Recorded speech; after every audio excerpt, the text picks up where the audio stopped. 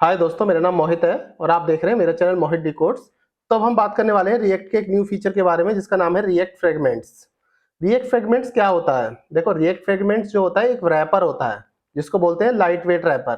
जैसे for example अगर code की बात करें तो ये डिव है। एक डिव ने रैप कर रखा है H1 टैग और P टैग को। इस डिव ने रैप कर रखा है H1 टैग और P टैग को। ये भी एक डिव एक रैपर है। विदाउट मैं डिव नहीं लगाता, क्रॉस कर देता हूँ, यहाँ से भी क्रॉस कर देता हूँ तो देखिए एरर आ गया। और मैं अपना ब्राउजर पर जाके देखता हूँ तो ये एरर है। तो विदाउट रैपर रिएक्ट में कुछ चलता नहीं है बिना रैपर के। तो ये भी एक रैपर है, बट ये रैपर जो है ना एकदम लाइट वेट रैपर है जो मल्टीपल एलिमेंट्स के ग्रुप को बाउंड करता है अपने अंदर और डोम में एक एक्स्ट्रा नोड भी ऐड नहीं होने देता। कोई पूछेगा डेफिनेशन तो आपको यही बताना है। तो ये अवॉइड करता है एक्स्ट्रा रैपर टैग को। मैं दिखाऊंगा कैसे, आपको प्रैक्टिकली सिखाऊंगा कैसे अवॉइड करता है ये एक्स्ट्रा रैपर टैग्स को और डिव की जरूरत क्यों नहीं पड़ती इसमें। और अगर इसको यूज ना करें तो HTML का कोड कैसे ब्रेक हो सकता है, इसको भी हम आज समझेंगे। टेबल स्ट्रक्चर सेफ है ये। टेबल का एक एग्जांपल के थ्रू में ये दोनों चीजें कंफर्म करके आपको बताऊंगा। लास्ट में इंटरव्यू क्वेश्चन बनेगा एक, और कुछ एक टास्क भी दूंगा आपको जो आपको करना होगा और कमेंट बॉक्स में मेरे को बता देना उस टास्क को करके। और VS कोड पे जाने से पहले मैं आपको बताना चाहता हूँ ये मेरी रिएक्ट 19 की प्लेलिस्ट है। इसका URL मैंने इस वीडियो के डिस्क्रिप्शन में ऐड किया है, वहां जाके आप चेकआउट कर सकते हैं। सारे लेक्चर 1 बाय 1 एक्सेस कर सकते हैं। ठीक है, अपने चलते हैं अपने VS कोड पे और आज का एक आपको एग्जांपल के थ्रू समझाता हूँ कि कैसे कैसे रिएक्ट फ्रेगमेंट वर्क करता है। तो फिर एग्जांपल मानो, पहले मैं डिव से समझाता हूँ आपको। ये नॉर्मल ऐप है मेरी, ये रन है ऑलरेडी। इसके अंदर मान लो एक H1 टैग है। H1 टैग में मैं लिख देता हूँ मोहित डिकोड, सिंपल लिख देते हैं। इसी के थ्रू मैं समझा रहा हूँ आपको कैसे कैसे होना है। अभी इसको जाके देखते हैं ये चल रहा है कि नहीं चल रहा है। एकदम एकदम चल रहा है। राइट क्लिक करके मैं इंस्पेक्ट करता हूँ। आपको सिर्फ समझाने के लिए मैं ये सब चीज कर रहा हूँ। अब ये देखते रहिए कैसे कैसे समझेंगे आप। ये ये देखो डिव दिख रहा है। ये डिव के अंदर H1 है, P है, फिर डिव है। ठीक है, अभी के लिए ऐसा है। अगर मैं इस डिव को जगह अपना फ्रेगमेंट लिख देता हूँ, जैसे कि हम पढ़ रहे हैं रिएक्ट फ्रेगमेंट। रिएक्ट फ्रेगमेंट को दिखाने के दो तरीके होते हैं। एक यहाँ फ्रेगमेंट सीधा लिख सकते हो फ्रेगमेंट, और जैसे आप फ्रेगमेंट लिखोगे तो ऊपर इंपोर्ट हो जाएगा फ्रेगमेंट रिएक्ट से। इसको कॉपी कर लो और यहाँ भी इस फ्रेगमेंट को लगा दो।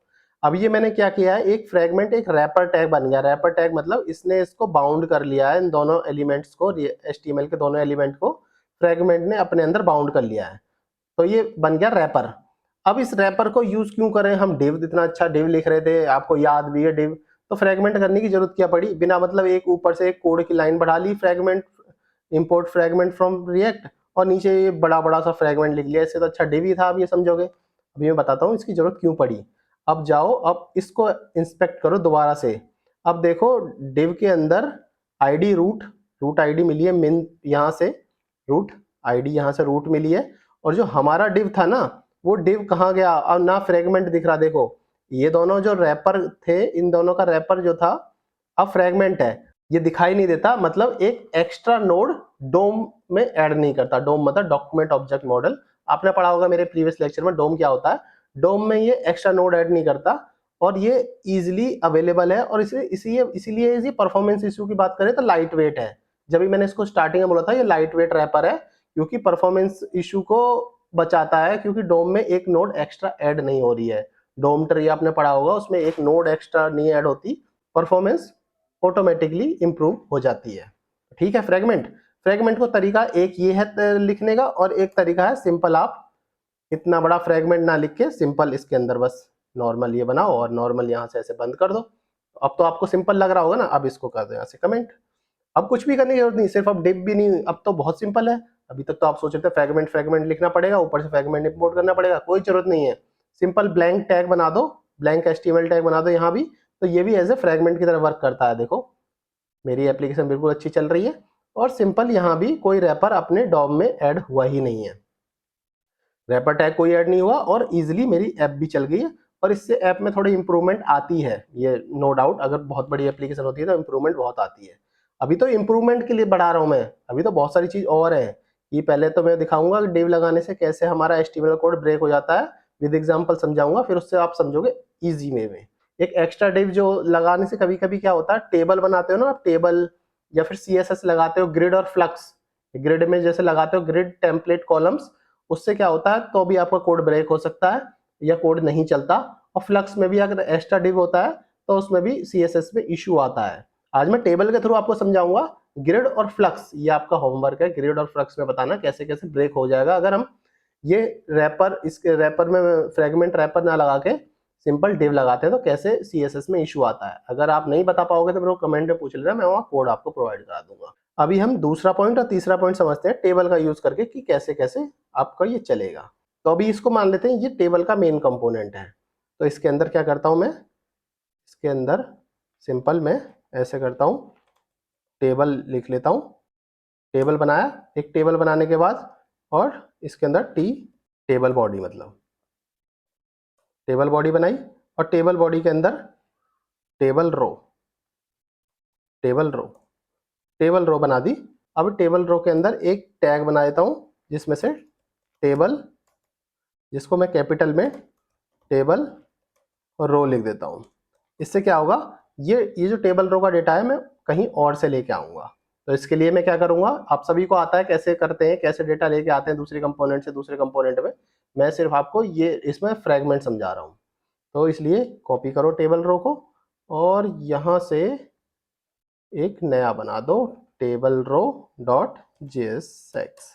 सिंपल टेबल रो बनाई, यहाँ से मैं इसको हटा देता हूँ। टेबल रो वाले कंपोनेंट के अंदर फंक्शन बनाओ, एक फंक्शन में टेबल रो लिखो और कुछ इस हिसाब से इसका बना दो। तो इसमें टेबल रो और टेबल डेटा मैंने सिंपल बना दिया।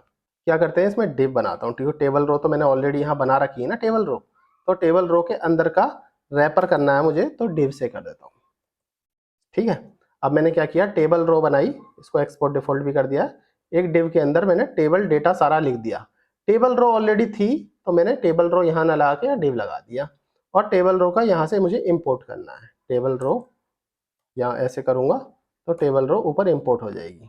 सिंपल है। अब मैं इसको चला के दिखाता हूँ आपको। अब देखिए सिंपल, ये रो 1 रो 2 रो 3 इजी दिख रही है, पर कंसोल पे जाके देखोगे तो HTML ने बोला हुआ है TD can not have child component, div can not to be a child component. इसने प्रॉपर एरर दिए हुए हैं कंसोल में। तो इन एरर को रिजोल्व करने के लिए क्या करोगे आप, ये ही HTML कोड फट रहा है, इसका मतलब मेरे ब्राउजर पे दिख रहा है क्योंकि मैंने ब्राउजर सेव कर रखा है। अब और ब्राउजर पे देखोगे, दूसरे ब्राउजर पे, तो ये कोड भी नहीं दिखेगा यहाँ पे। तो फिर भी हमें एरर तो दिखाना ही नहीं है ना, अच्छा डेवलपमेंट के लिए एरर यहाँ होनी ही नहीं चाहिए। वार्निंग अलग चीज है, प्रॉपर एरर आ रहा है यहाँ पे कि डिव नहीं यूज कर सकते। तो डिव की जगह क्या करो, या तो यहाँ आप फ्रेगमेंट का शॉर्ट फॉर्म होती है फ्रेगमेंट की, ये यूज कर लो। और अब इसको क्लियर करो और इसको रिफ्रेश करो। ठीक है, सारे एरर चले गए, ये डिफरेंट एरर है, ये कुछ और चीज बता रहा है। बाकी देखो कुछ एरर नहीं आ रहा है, या तो ये लिखो या फिर फ्रेगमेंट उठाओ, यहाँ से फ्रेगमेंट लिखो। तो सिंपल जो भी चीज लिखोगे दोनों में से यहाँ पे एरर नहीं आएंगे, तो मतलब ये एरर सेफ है। और अगर आप जाके देखोगे, अगर इसमें भी जाके देखोगे तो सिंपल बॉडी के अंदर गए, डिव के अंदर गए, देखो table T body, table row, T body के अंदर टेबल रो, फिर टेबल डेटा, ऐसा आ गया।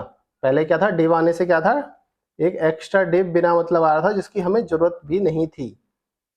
अभी देखोगे तो मैं इसको रिफ्रेश करूंगा और अब देखो टेबल रो के अंदर डिव फिर टेबल डेटा आ रहा था। इसलिए डिव कभी कभी हमें जरूरी भी नहीं होता डिव लिखना, इसलिए इस केस में देखो विदाउट डिव के हमारा कोड फट भी नहीं रहा और इजीली चल रहा है। और यही चीज आप मेरे को ग्रिड में करके बताओ कैसे करोगे, ग्रिड में क्या इशू आएगा। तो ठीक है दोस्तों, अभी के लिए इतना ही, फिर मिलते हैं नेक्स्ट लेक्चर में। बाकी इंटरव्यू क्वेश्चन में इसके पिन कमेंट में आपको प्रोवाइड करा दूंगा। Thanks for joining.